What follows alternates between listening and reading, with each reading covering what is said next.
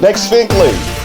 Entrepreneur and author himself, Derrick Godwin is with us. Talks about his amazing company, Dear Derrick, and his latest publication, Stolen Moment. Don't miss it, Fink Fam. Monday.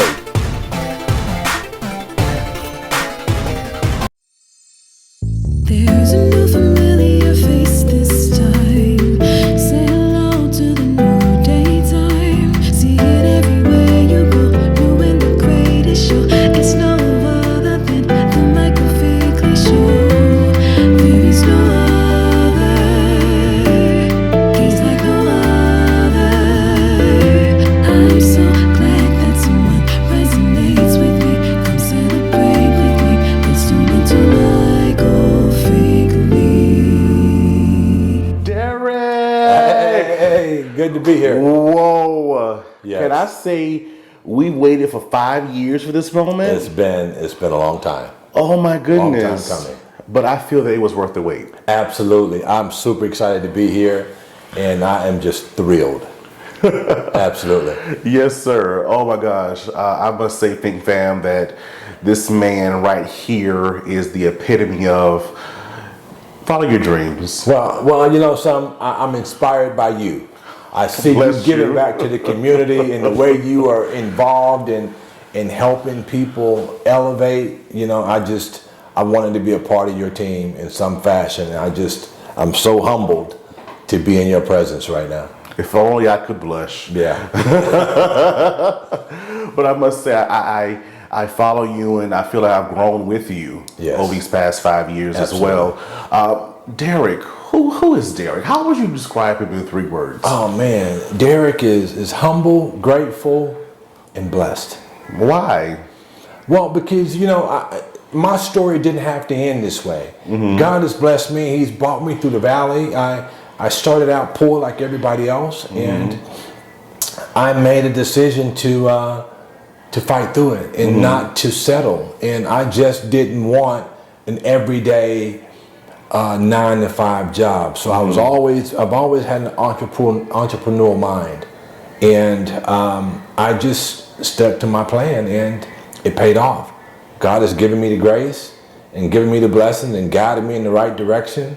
And I couldn't ask for anything more. Amazing to hear, because I feel that those words describe you perfectly. Yes. I really do.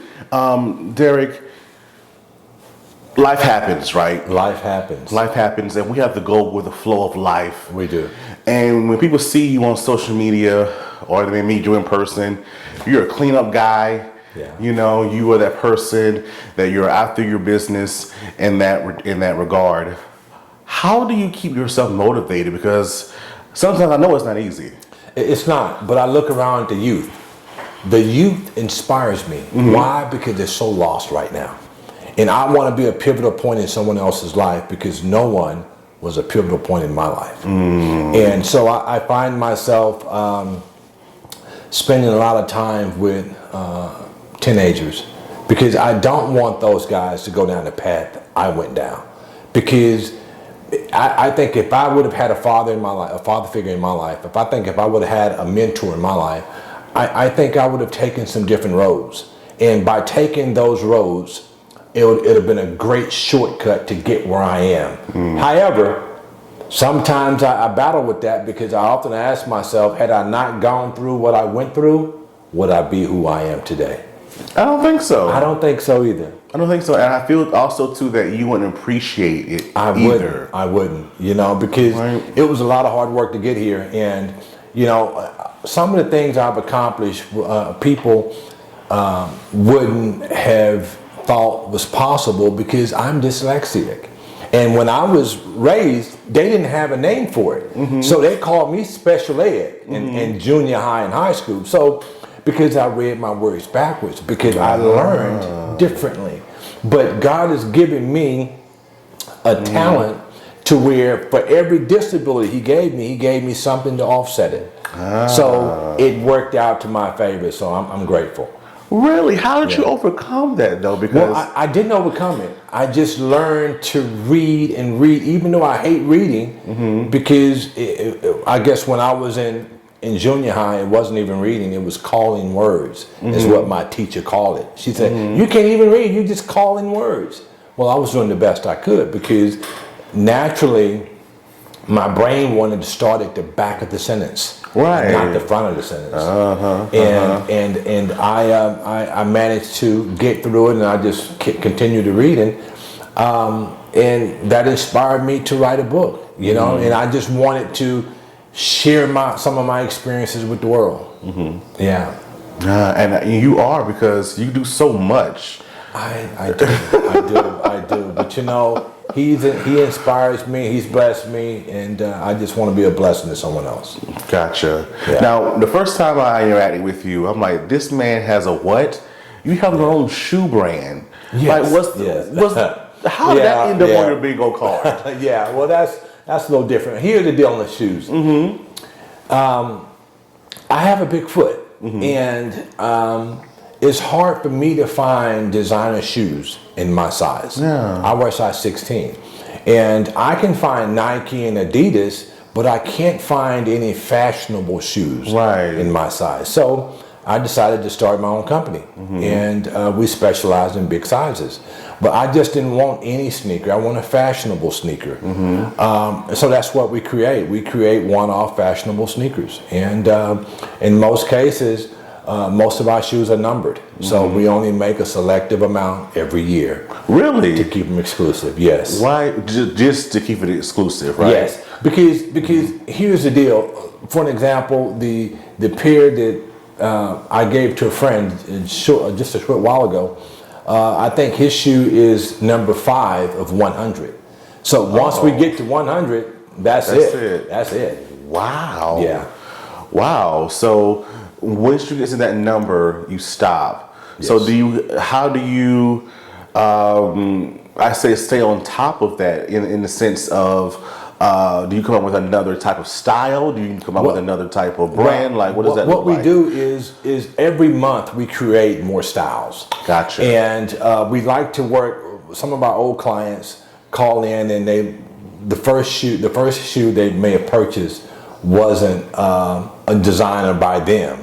But as they grew into the company with us, now they're designing their own shoes. They may want it to be red opposed to blue, or white opposed to yellow. So now we work hand in hand with our clients to help those guys create their own shoe. Yeah, in a Derrick brand. Gotcha. Yeah. Gotcha. Okay, that makes sense in my mind. Okay, that makes sense in my mind. Gotcha. And how long have you been doing this? The shoe brand for about 3.5 years now. 3.5 years. Yes. I know that, like, going through that was a trial of learning the industry, correct? Because I didn't know anything about sneakers. Nothing. Absolutely nothing. I had to learn everything from the thread to the type of leather that I wanted, and what type of material I was going to use for my soles. And we had to do a trial run because every sole is not made the same, you know? So you have some soles so thin in the ball of your foot, where the ball of your foot is right behind your toes. That area, when your soles are too thin, the ball of your foot is aching. It started beginning to ache because of the sole. So we had to make sure we put the right insoles for the right shoes based off the weight of the shoes. So it was a trial and error, yes.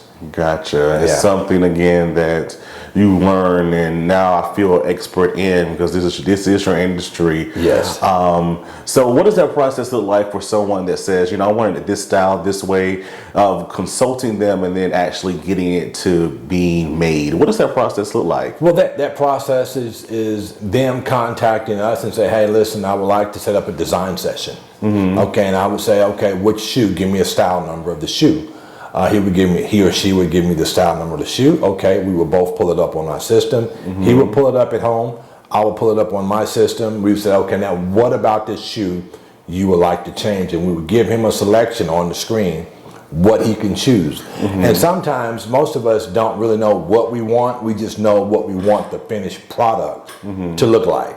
So we have to try and understand our clients and give them what they want, because it could be very discouraging when in your mind you picture the shoe to come out this way and it comes out a different way. It doesn't look like you envision it. So we have to understand what you want without you actually telling us what you want and help you get what you want. Yeah. Definitely makes sense. Yeah. Definitely makes sense.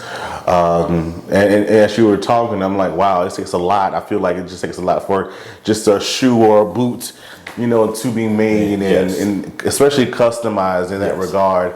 Like, wow, my mind's just rushing with like, I'm like, maybe I should in the future. You know, some Finkleys out there. Man, I can see it now. I can see it now.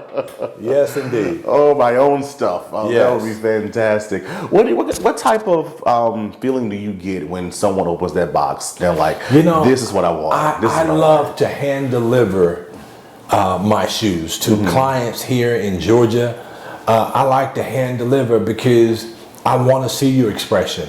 Why? Because it gives me feedback to tell me what I can do to make it better. Because I want you to be ecstatically happy, because not only are you getting a quality product, but chances are you're getting a limited product, a limited production product. And I want you to be extremely happy with your product, not just short term, but long term as well. Gotcha. I like that. I like that guarantee. Almost, yes. At the end, but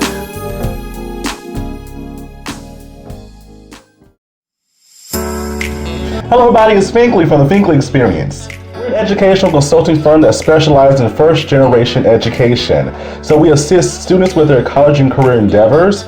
We train school administrators on the state of first generation students. And also we partner with colleges and universities to assist their first generation population for easy transition from high school to college. So if you're looking for a presenter or speaker that presents on these topics and so much more, visit our website at thefinkleyexperience.com and learn about all that we do. We're looking forward to working with you. Hi guys, welcome to Awaken. We wanted to serve the city of Mullins. We are church owned, and we felt like a coffee shop was such a huge need in the city of Mullins. There's nowhere for people to just come, get a cup of coffee, sit with friends, maybe do some work on the laptop. And so we feel like it was a service that we could give back to the city. Well, our hope is that people will feel calm, that they'll feel welcome, that it'll be a place where they can come and just clear their mind. We come here twice a day. That's how good their smoothies, their coffee, their lattes, frappes, delicious. I would love the atmosphere here. If I had time to come and just sit and relax, I would. It's awesome. One thing that I really love about it being here is just the cozy environment. It's so inviting. I can come in here and I can get my schoolwork done, a good coffee and a good meal. But I'm just really thankful that they're here and that I have a good place to go. We're open Tuesday through Friday from 7 a.m. to 2 p.m. and Saturday from 8 a.m. to 2 p.m. Awaken Coffee Bar, downtown Mullins. not only do you have your own business in this industry, but you're an author as well. I am. Yeah. And my latest book is Stolen Moments. And it is almost 500 pages. Now, we only did hardback and we did audibles. The audible actually has sounds and effects, which is absolutely incredible because it becomes more like a movie with the sound effects.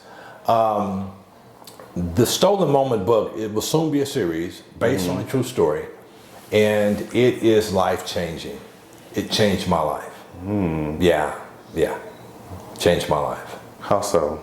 Well, when I when I start gathering my content for the book, I ran a blog, and my blog was, has there anybody out here in the world been sexually assaulted in some shape, form, or fashion anytime in their lives? And the blog was up for 9 days, and out of 9 days I got 5,500 inquiries. Wow. Of people wanting to share their stories. Wow. And I had to go through all 5,500, and I could only select 5, right? How was that? It was horrible. It was horrible. to hear what people had experienced made me feel really blessed because I hadn't gone through any of it. Now, I am in the book partially because when I was young, my first girlfriend was raped, and I put that story in the book. And I told you earlier in the show, my life, my story didn't have to turn out this way, right? So when I was 14 or 15, my first girlfriend was raped. She was much older than me at the time. She was raped and she got pregnant and by the rapist. And two things came out of this. One, we didn't believe in abortions. Of course, I was still a kid, but I was taking the role as an adult. And I helped make a decision in her life when she became raped to, I asked her, what did she want to do with the baby? Did she want to abort? Did she want to have it? And she asked me, what did I think? I said, listen, I'm going to love you no matter what choice you make. And if you decide to have it, I would raise it as my own, and it would be my child. And she said, well, that's enough. We're going to have it. And we had it. And so from 15 to 27 and 28, that was my kid, and I raised the kid until he's an adult. He's still surviving that today. But now with the assailant, the reason I said my life didn't have to end this way, my story didn't have to end this way, is because I took matters into my own hand. And I made him feel the way he made her feel. I made him feel afraid of the unknown. I violated him with objects, and I left him for dead. The grace of God, he did not die. But at that time in my life, I tried to kill him because I was so angry because he had violated somebody that I cared about. And would I tell anybody else to take this action? Absolutely not. You have too much to gain, too much to lose and not enough to gain. So, and this was, I don't know, this was 35, 40 years ago, 30 years ago, without telling my age. But no, so I wouldn't advise anybody to take the action that I took in the event that this occurred to you. Gotcha. Yeah. And with your book, your publication, Stolen Moment, this is part one. So this is going to be a continuous series, correct? It is. Yes, it is. Will it have the same content matter as it does now? Well, yes, it does, because it deals a lot with PTSD. And the book is about 5 people from different walks of life, 5 strangers, and they all were sexually assaulted in some way. And it showed how each one of these parties suppressed the pain. And throughout suppressing the pain, it had an adverse effect in their lives. They all had one thing in common. They all acted out in anger in some form or fashion. One guy in particular, he turned to alcohol to get away from the pain. And one lady, she turned to drugs as an escape. And one person became a workaholic trying to escape. So each one of these people responded differently to a similar situation. And it shows the audience how we as people deal with the same sort of circumstances, how we process it different. And as processing it different, it's going to give us a different response in life. Gotcha.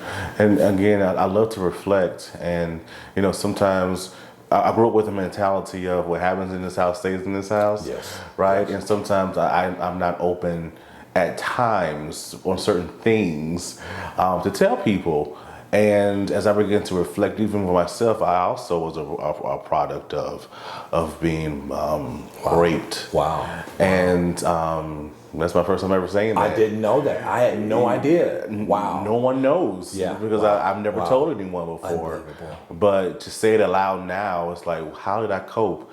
Do I cope now? How did I change my perspective of just being sexually active, right? In that regard. And so it's like, got a lot to think about tonight. You do. And you know, thank you for sharing that with me, because I had no idea. And it takes courage. It takes a lot of courage to say it out loud, because a lot of times what I've learned through interviewing some of the clients in this book is people tend to self-blame, you know, and you tell yourself, maybe I shouldn't have put myself in that position. Maybe I shouldn't have wore these pants. Maybe I should have did this or that or the third. Self-blame. It's not your fault. Nobody has the right to violate you. Nobody.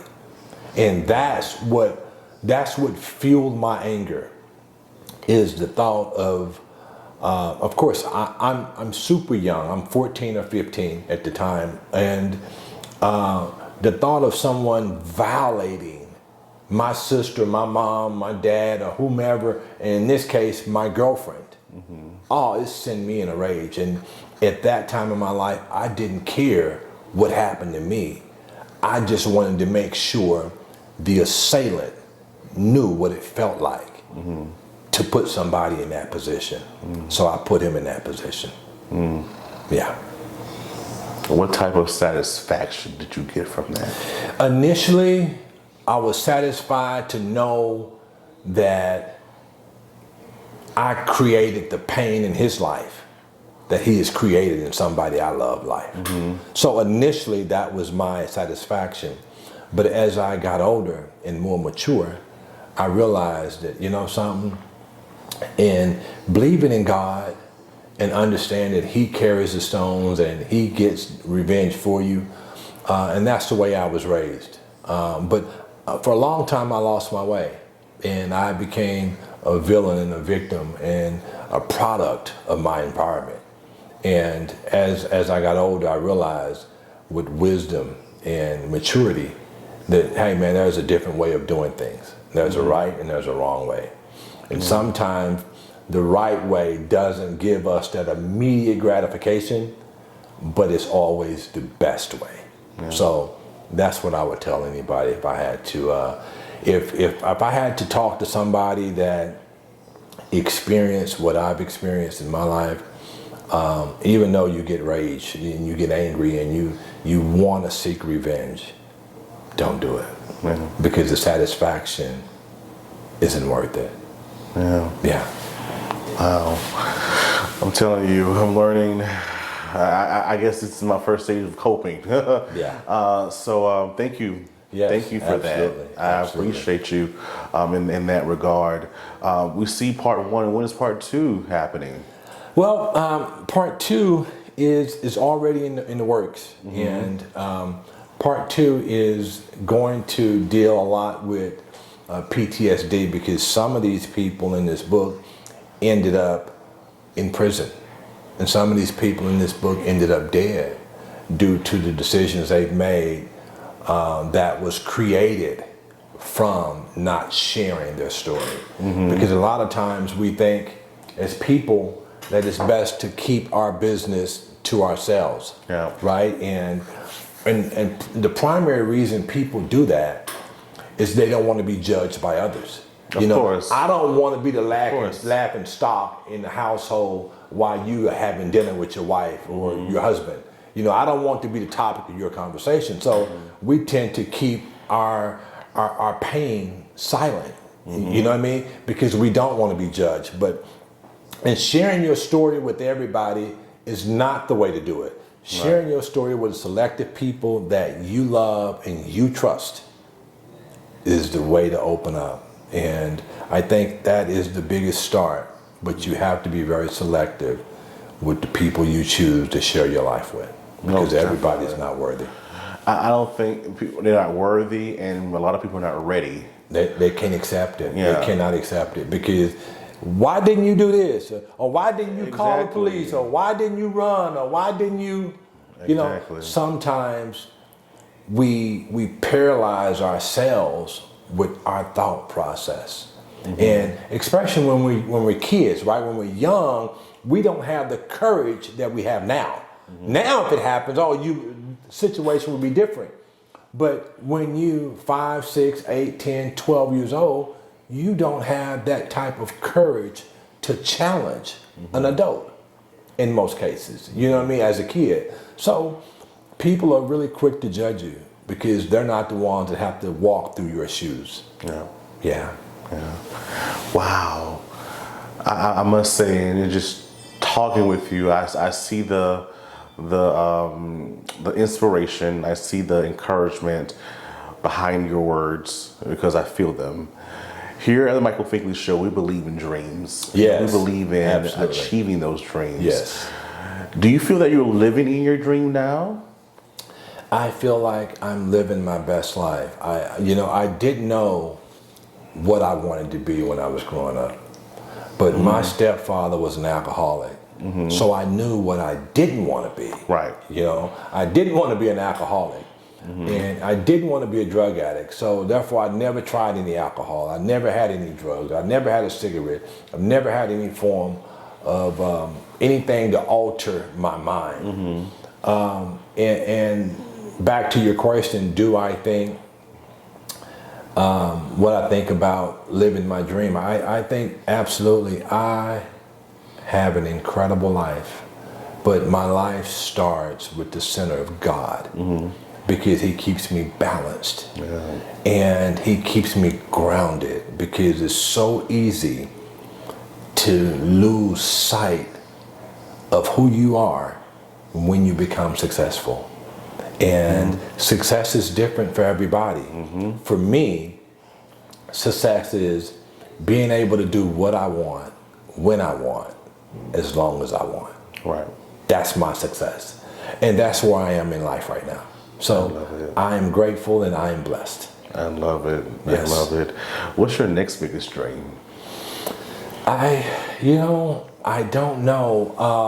I think if I had to say something right now as to what I would like to accomplish in my life, I would like to inspire the whole nation of young people to not accept their current circumstances as a way of life. I would like to inspire the young people to know that just because it doesn't make sense now doesn't mean it's going to always feel that way.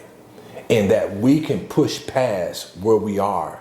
We don't have to sacrifice our livelihood or our freedom with making some of these bad decisions that these kids are making right now. It's just horrible. It's heartbreaking. And my dream is to change their thought process one child at a time. Because I know what it's like to become a product of your environment. I know what it's like to see a guy with the big jewelry and the flashy cars and all the women, right? That's what every guy wants. That's what every boy wants.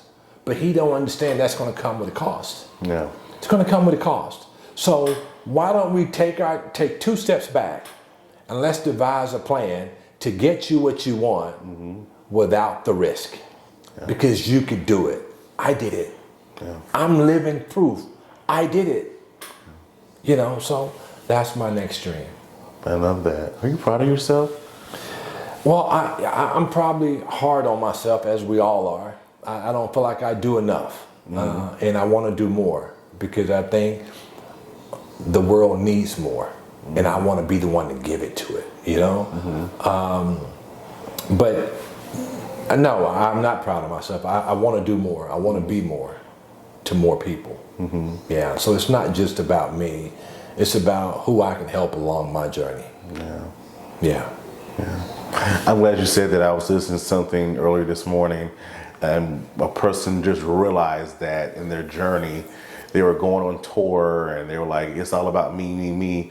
But realized it got to a city and they met a couple and they really touched that individual.